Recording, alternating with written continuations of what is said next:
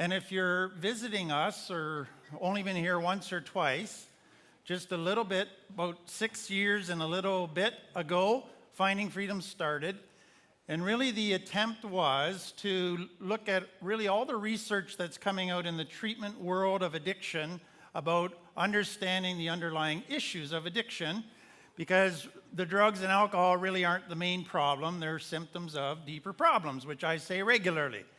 And so based on that, I worked at Tamarack where that is taught, and I was loving it there. And people were saying, could you please kind of combine with all of that a little bit from Christianity and the 12-step programs? And so that's where Finding Freedom came from, and it's developed into what it is today. We've been working through for the last year, or over a year now, through the 12 steps and using them as a way to understand recovery. And we've come to step 4, and we've been here for a while, which is looking at a thorough moral inventory. And how I take that is, what are those underlying issues that I need to look at if I'm ever going to get clean and sober? And so we've come to the mental health part of that. And if you're wanting to hear talks that you missed, the talks are now on the website, and the web address was posted up there for you, findingfreedom.ca, and you can listen to previous talks. Last week, what I did was simply introduce the fact that when I think of mental health issues, the statistics will say 2/3 of addicts have a mental health issue, which is, according to statistics, true. But what I wanted to show last week is that really, if you look at it, 90% of people who end up in addiction have childhood trauma. And so in many ways, 90% of addicts have developmental trauma disorder, which I explained, which was kind of compared in the last while with PTSD, which you probably heard about on the news. But they said, no, there's not quite enough of a fit there. And so this new category was developed called developmental trauma disorder. Tonight, I'm going to look at borderline personality disorder. And let me say this up front. In my work with addicts over the last number of years, I would say that 50 to 75% have borderline personality disorder.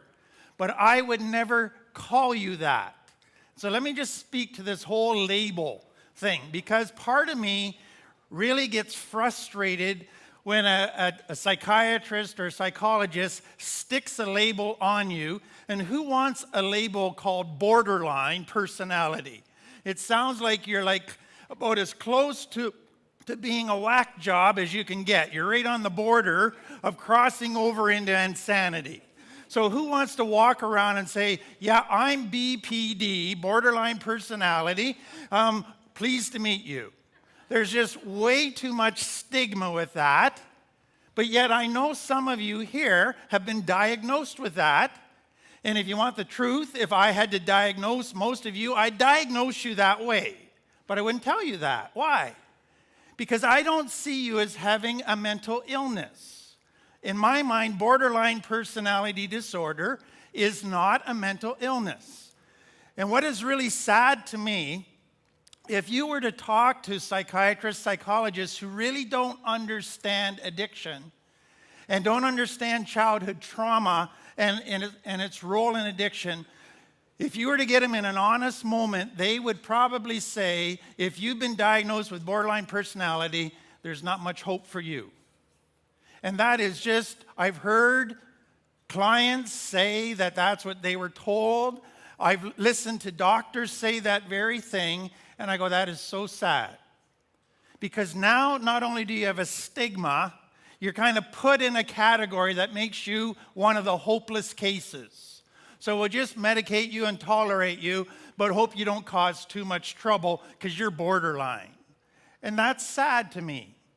And what I see as I look at people who get the classification or diagnosis of borderline personality, all I see there is a person who is severely traumatized in childhood, who's trying to survive. And so as a child who's being traumatized, they developed ways of coping. And those ways were necessary to survive, and it's those characteristics that come out of trauma that now have been called borderline personality. But I don't use that term, and so if you were to come to me and say, I've been diagnosed with borderline personality, I would not look down on you. I would not think of you as crazy. I would say, in my mind, here's a person that has childhood trauma. I can work with that. And so when I work with people with borderline personality disorder, I have hope because they were trying to survive and develop ways of coping that worked at the time but now are messing their life up. And that can change. And there's a lot of hope in finding help for that kind of stuff. And that's what I hope will happen tonight. So I don't like labels, and I don't see borderline personality as a mental illness. I see it that most of you will probably say, oh, that describes me as I go through this tonight. But I say, wow, you survived trauma. Let's work with that. So what I'm going to do tonight is a little bit like last week, but I want you to kind of imagine that you're coming into me, and let's say I got a big fancy name of some psychiatrist or whatever, and I'm going to diagnose you, okay? So you're telling me your characteristics, and I'm going to walk through those characteristics. But again, just background if you weren't here last week.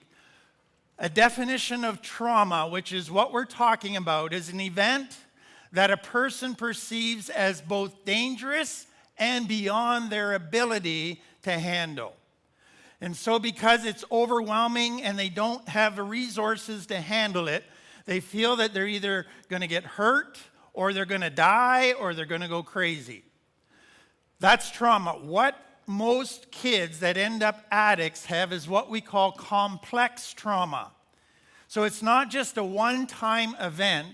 It's living in an environment where you are either feeling neglect, so you feel all alone facing the world, nobody's there for you, or an environment where you're feeling abuse and violence, and it's that aggressive stuff. Both are complex trauma, and the result is as a child grows up not feeling safe.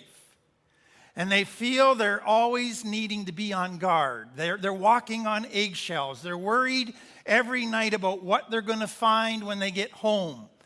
And they don't have anybody they can turn to help. They don't have anybody they can trust because the people they're supposed to be able to trust are the people that are making their lives unsafe. And so because of that, they're on guard all the time, feeling all alone and very unsafe. That is complex trauma. And what comes out of that is borderline personalities. And I'm not going to use that as a branding. I'm just going to use it to describe some characteristics that are really, in my mind, common characteristics for kids with complex trauma. So what they basically say is if you have complex trauma, it'll show itself in 4 different ways, and we'll brand that as borderline. But I'm not going to use that. So the first thing that they say is this little definition, and borderline personality is a pervasive pattern of instability. So here's number 1, in your relationships. In other words, kids out of trauma don't do well in relationships. You figured that out a long time ago. Secondly, if you come out of trauma, you got self-image problems. You got low self-esteem. You figured that out a long time ago. 3, affects. That means your emotional stability and how you handle emotions. Those kind of got messed up. You figured that out. And then you have marked impulsivity. What's the word? Impulsivity. You're impulsive. You think or you act before you think. You make decisions that you later go, what in the world was I thinking? You figured that out a long time ago. So those are the 4 characteristics. So I'm going to kind of develop them for you. And if you want, and if you're courageous enough, you can kind of huddle over your paper and take little check marks for all the ones that describe you. And then you can be, if you want to, you can even post it on Facebook. I've got BPD. Welcome to my world.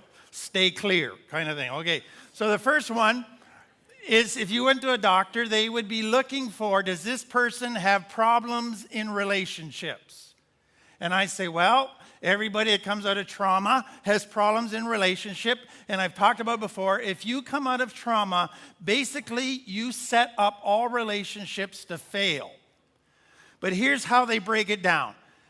That when you meet new people or you're coming into a potential relationship, you evaluate the other people in a biased way. And what they mean by that is, well, let me ask you. Somebody comes in, let's say, that you don't know, and they're going to be part of your group or part of your treatment center. What is the first thing you're looking for in them? Everything wrong about them. You're looking for the negative. What can I use either against them or what can I gather so I can say, dumb idea to be a friend of that person because they're screwed up and they got all this negative, and what do you end up doing? I'm not going to be a friend of anybody because everybody's screwed up but me. And that's what begins to happen with trauma. So you go into relationships focusing on where are they vulnerable and what's negative about them, and you kind of have your little Rolodex in your head where you're keeping track of all that stuff. And some of you got one of those on me. And the point is that what you're looking for or what you're doing is that you are trying to keep yourself safe. That's the priority in trauma. If I go into a relationship, I better be looking for bad because I might get hurt by this person. And so if I'm alert to all the bad stuff, I won't get hurt. You want to know what's really sad about that? As soon as you fall in love, you miss all the red flags that are waving, saying this is an unhealthy, hurtful person, and you barge into that relationship and you get hurt. That's where it breaks down. But that is the intent up front, that you are trying to protect yourself. Okay, that's the first one. Second one is there's a lack of empathy. And again, some of this I'm taking it from kind of that special DSM catalog thing, and they put it in negative terms without explaining it. So let me explain it. When a kid's been traumatized, you go into survival mode. And what is survival mode? I have to be on guard constantly to keep myself safe, so I can't be worrying about if somebody skinned their knee. Because I got bigger fish to fry than little skinned knees. And so everything is in self-protection. So you don't pick up on whether a person's sad today. You pick up on whether they're dangerous. And you're missing all of those things. And so often somebody's having a bad day, and what are you doing? You're checking out if they're dangerous, and you're talking about how you're feeling, and they're walking away saying, what a self-centered you-know-what. Well, you know what? You're just trying to survive. But that's how it comes across. And let me take that further, okay? Most of you know today that you can be very kind and empathetic.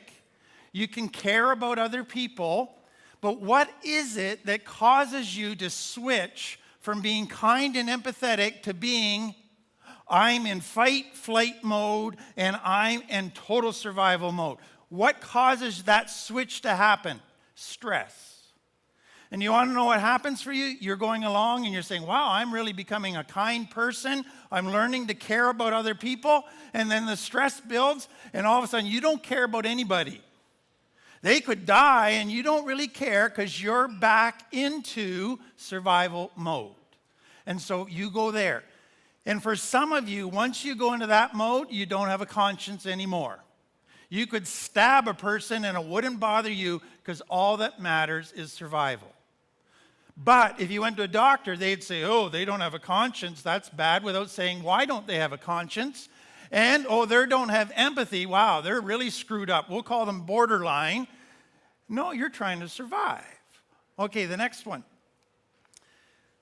Intimacy. So here's what happens when you do finally get into an intimate relationship, okay?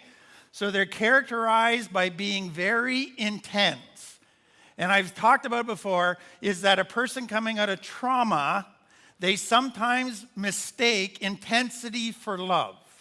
And so they say, because I have such intense emotions, When I'm around that person, I must be in love with them. But the problem that happens is there's instability. So one day you could be intensely in love. The next day it can be intense hate. Out of my life, I hate you. And you could just call them every name in the book. And then the next day it's intense love again. It's up and down all the time with tons of intense conflict because it's not stable. And then what's part of that, because it's up and down and you're yelling at each other and calling each other names, mistrust begins to come in. I don't know if I can trust this person. They are a bit of a whack job, and they're not stable. And one day they're hot, one day they're cold. And then where does that lead to? Jealousy. If I can't trust them, how do I know they're not going to get intense feelings for somebody else when they're having an intense feeling of hate towards me? And they're gone, and that happens, and so there's jealousy. And so some people go to, well, I'll just be so needy that they'll just take care of me, and that'll create the intense feelings again. Well, that may work for a while, but it doesn't work for long. And then what happens is, and this is a big one, part of trauma, if you really want to understand trauma, as a little child, you feel all alone, and what that therefore means is you feel abandoned. And so what happens with borderline personality is that the main emphasis often, or the deepest wound, comes from feeling abandoned. And so what is a priority when you go into a relationship, an intimate relationship? It becomes this: are they going to abandon me? Well, I'm pretty damaged goods. I can't imagine that they wouldn't abandon me. And so what do you then do? You read that they're abandoning you into all kinds of stuff where they're not abandoning you. You were talking on the phone. You must be talking to somebody else. Are you flirting? Are you? And all of a sudden you're reading and you're just controlled by a fear of abandonment. A fear that you're not going to be good enough and the other person will leave. And that becomes the driving fear in all of the instability of the relationship. And that's tricky because if the person says, I got to go away for a couple days, you feel like they're abandoning you. And they may be coming back, but to you it feels like somebody else just walked out of my life, and it doesn't feel good. Another part of this then is that when you first meet the person, you put them on a pedestal. You idealize them. They're close to God. They're an angel. They're almost perfect. And then once they fail 2, 3, 4 times, they go from God to being Satan. So they go from as high as you can place them to as low as you can put them. And there's no middle ground. You don't have somebody that, they got a few flaws. You go from, this is my knight in shining armor, to this is some jerk in rusty armor that I want nothing to do with. And so there's that massive thing where you idealize and then devaluate them. And then what happens is there's this over-involvement, and then you move away. I call it a push and a pull. Let's get really snuggly. Maybe he's going to leave me. Maybe I better leave first. I'm going to pull away just to test. And then, I don't like this feeling. Let's get real intense again. Well, now you're smothering me. Let's move away. And so there's that kind of yo-yo dynamic that begins to characterize relationships. Now, if you just put 20 checks on what I just talked about, you got a problem. Okay, sometimes here's what happens. They're going to abandon me, so I might as well do it first. I might as well get it over with. Or I think they're going to abandon me, so I'm going to push them away to see if they'll abandon me. I'll call them names. I'll push their buttons. I'll do things to tick them off so that I'll see if they're going to abandon me. I'm going to try to set them up to abandon me. And then when they abandon you, you go, what a jerk. And they're going, what a jerk. Look at what they did. They drove me away. And so you got that going on. Okay, enough on that one. Let's move on. So you have relationship problems that come out of trauma. Number 2, you don't like yourself very much. And what we've said over and over again, and to me this is a key point, is that when a child is traumatized, how they interpret that event is it's my fault. The reason I got hit, the reason I'm neglected, the reason I'm abandoned is I must be unlovable. I must be bad. Something is not good enough in me. And that begins to characterize their view of themselves. And so what a psychiatrist would say is that they have a very low or a very poorly developed or a very unstable self-image. And basically everybody I deal with has that. And that can show itself in being very hard on themselves, being very critical of themselves, and walking around feeling empty like a loser, like nobody loves me. That kind of attitude. Some who come out of an abusive element or it's really strong, this low self-esteem, actually feel they deserve to be abused or punished. And so sometimes they will even think about doing that to themselves, or if somebody hits them, they don't leave because, yeah, I deserve that, yeah, I'm a terrible person, and they go into that. The other extreme, and I'm going to talk about this next week, but people who have super, super low self-esteem often try to overcompensate by saying, I'm perfect. I don't have any problems. I love myself. I adore myself.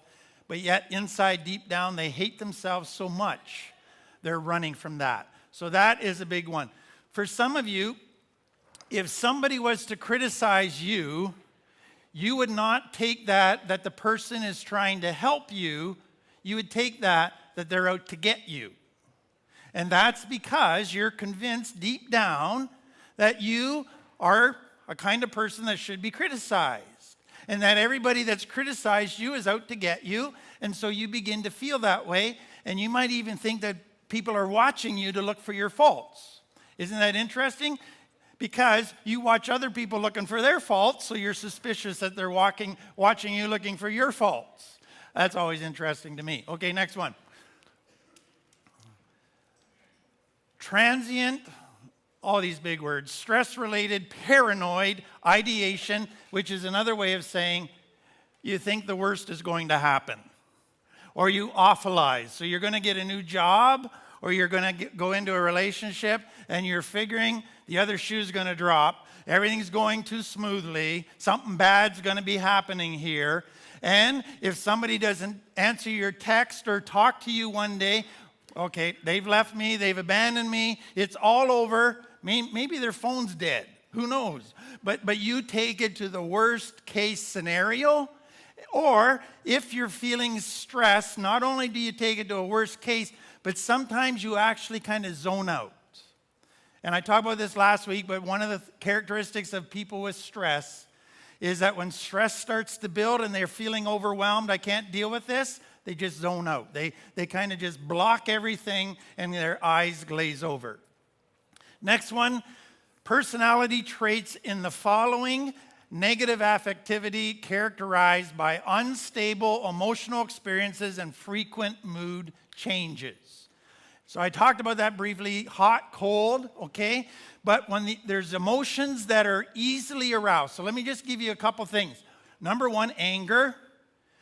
It's easily aroused, and it's often very intense, way more than the situation actually calls for. So I gave you the illustration last week of the puff of air in the face of a rat. And a rat that had grown up with its mother, they just get annoyed by it, but it's no big deal. But a rat that was taken from its mother and traumatized, when they felt that puff of air, they just went berserk, running around like the world was coming to an end. The sky is falling, the sky is falling. And that's what happens is because you've had nobody help you learn how to handle stress, as soon as something touches you that hurts you or feels overwhelming, you just lose it. You explode, and it's way more than the circumstance would call for. And that is a characteristic out of proportion. And that's why sometimes doctors have called bipolar, borderline personality as bipolar, because they go way up, way down. like very, very quickly and in a cycle. And so one day, the world is the most wonderful place. You love everybody. The next day, somebody shoot me. This is a terrible place to live. And you go, what happened within 24 hours to take them from here to there? And that's the extreme of it. Okay, next one. Anxiousness, intense feelings of nervousness. If a kid's been traumatized, they're constantly nervous. You're walking on eggshells, okay? Tenseness, panic, often in relation to stress. So you can see stress is a common feature, which comes out of trauma. Worry about the negative effects of past unpleasant experiences and future negative possibilities. So there's part of you that's always thinking, oh, I blew it so badly, and you're just living in regret. Or you're worrying about the future, you just have trouble living in today. Because you're constantly in that place of worry and beating yourself up. So you feel fearful, apprehensive, threatened by change, unknown, all that stuff that we talk about, uncertainty. Fears of falling apart or losing control. And so guess what some people from trauma do? I can't trust anybody. Life is out of control. I'll be a control freak. And that'll solve my problems. Well, you just created a few more. But that's what happens, okay? Then separation insecurity, that constant fear of rejection or separation from others that you really love and respect, and associated with fears of excessive dependency and complete loss of autonomy. That just means you're super needy. And so you're always needing the other person to validate you. You're always needing assurances from the other person that you're okay, that they still love you, that they're not going to leave you. You live in an insecure little world where you're scared and you're not sure anybody will love you for who you are. That's trauma, but it gets diagnosed as borderline. Then depressivity, frequently feeling down, miserable, hopeless. You get into a bad mood, you don't know how to get yourself out of it. You're just pessimistic often, full of shame, feel inferior. Then you go to times where is it all worth it? What's the point of all this work? And then some go into suicidal thoughts or self-hurting behavior. And you may even fantasize about hurting yourself. And then, I find this always interesting, if somebody normal, okay, so we're going to pick on a normie. If somebody normal is kind to you, what do you think in your head? They're just doing that to be nice. If they really knew me, they wouldn't do that. Number two, what do they want? They must be working me for something. And then if they stick around and they're still nice to you, even though you push their buttons and try to drive them away, you go, something's wrong with this person that they're still loving me. That happens. Okay, next one. I'm really trying to hurry. Impulsivity. You act on the spur of the moment in response to stimuli without thinking of the consequences. And then when somebody gets in your face about that, you say, well, I'm just spontaneous. Isn't that such a strength? Quit picking on me. But you do that. And so you do stuff without a plan. You haven't thought it through very well. And so one of the things that a doctor would do if he was checking you out, so I'll warn you if you ever go to a doctor, don't talk about the following subjects. How you spend your money, your sex life, your substance abuse, your reckless driving, or your binge eating. Those become what they would say is impulsive behaviors that you do without thinking about consequences or playing the tape to the end. Well, if it was dependent on a person playing the tape to the end, I would say 99% of you fit that category. You have not done that very well in the past. And you're trying to learn to do that, and that is huge. And then you have difficulty making plans and following through. And then if you get something in your head that needs to be done, so let's say you found some mouse turd behind the fridge, okay? Now you are consumed. Your baby could be dying. Your dog could have 4 feet in the air, but you got to get that mouse. Nothing else matters now. And you get to the end of the day and you go, what did I just spend my whole day in? I neglected my kids. I didn't do anything that I needed to do around the house because you became consumed and obsessed with that whatever was in your head had to be done. And that's part of trauma. I gotta take care of what's pressing me if I'm going to survive. Okay, next one. Risk-taking, again, engagement in dangerous, risky, self-damaging activities, unnecessarily and without regard to consequences, lack of concern about one's limitations, and denial about personal danger. That is, again, trauma, where because you hate trauma, you've deadened everything, but once you've stuffed all your emotions, life is boring, and so now you go into risky behavior to try to feel alive. And you recreate trauma. And then the next one, hostility, which is just persistent, frequent, angry feelings. Anger, irritability in response to minor little slights or insults. Inappropriate, intense anger or difficulty controlling anger. Frequent displays of temper, constant anger, and fights. How are we doing? You got a few check marks? Got one more to do. Instability in moods. Intense, now you got to get this. You can use this to impress your friends. Episodic dysphoria. You want to know what that means? You're antsy. You can't sit still. You're fidgety. I'm so used to talking to fidgety people. If you guys all sat still, I think you're sleeping. What kid in trauma can sit still? You're antsy all the time. And so that's what they're saying.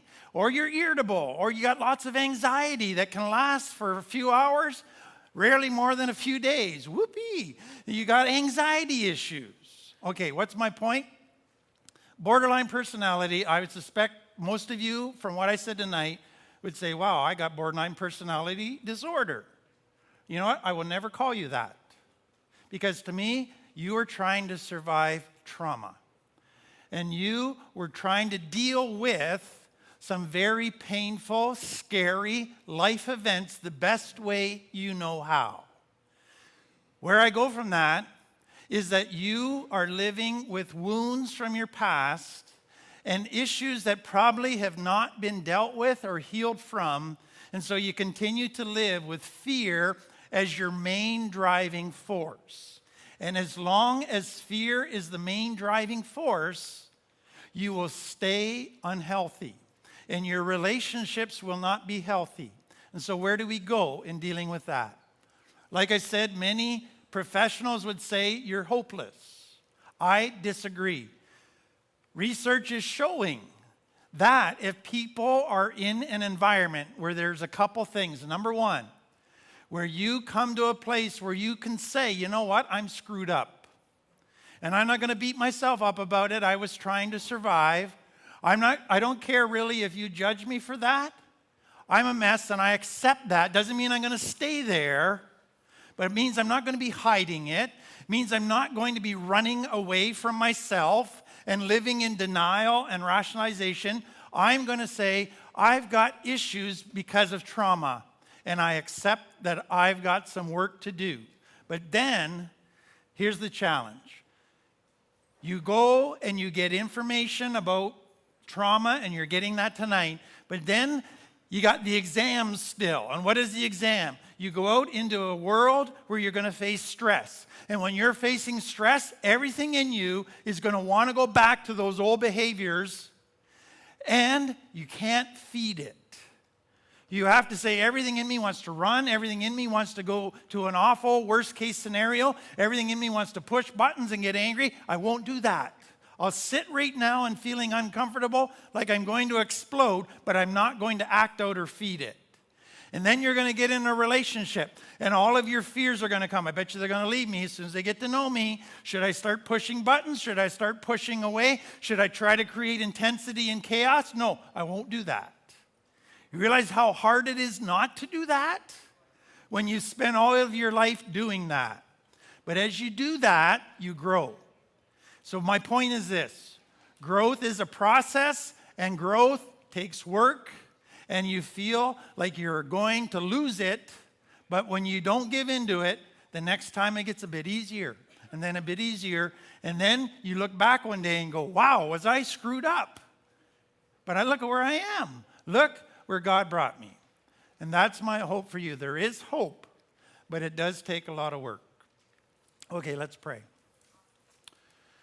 Father, I just pray for each person here that as they hear what is said tonight, they wouldn't feel discouragement, they wouldn't feel branded or condemned, but they would just be able to say, I've got my work cut out and I'm ready to go.